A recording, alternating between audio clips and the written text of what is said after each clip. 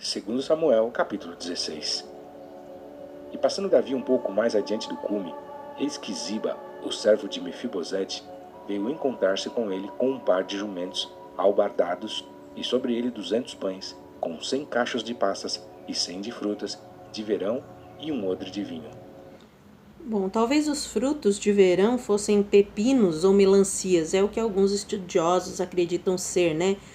Pepinos, melancias ou então cachos de figos, que eram frutos usados para refrescar os viajantes.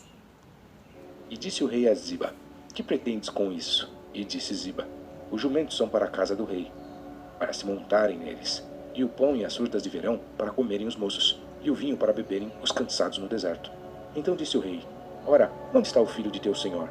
E disse Ziba ao rei: Eis que ficou em Jerusalém, porque disse: Hoje me restituirá a casa de Israel o reino de meu pai.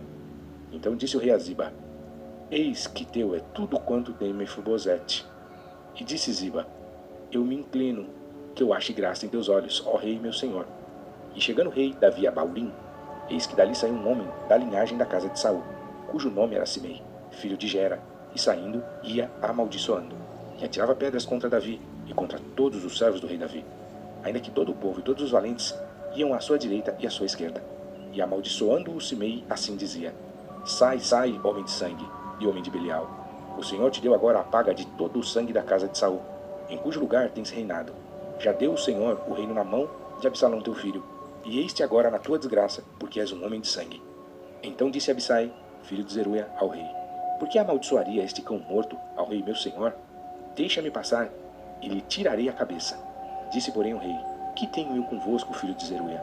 Ora, deixai-o amaldiçoar, pois o Senhor lhe disse: Amaldiçoa a Davi. Quem, pois, diria: Por que assim fizeste?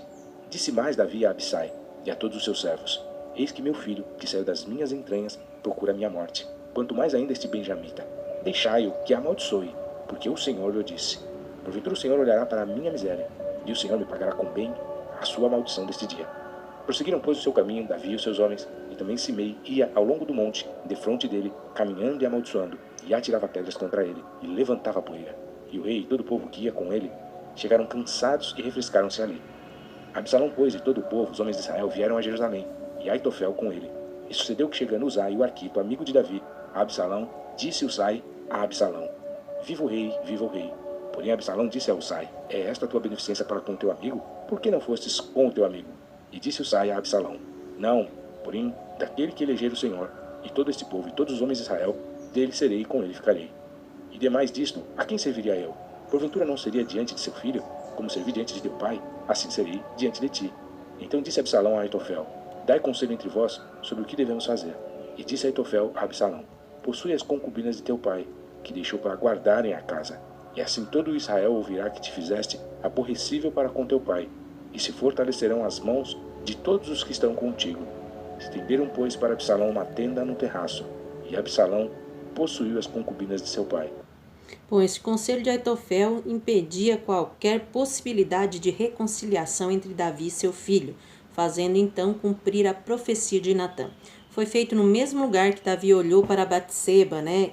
Triste ironia. O fato de um filho tomar a esposa do pai era cúmulo de abominação, né? Era uma sentença de pena de morte. Perante os olhos de todo Israel.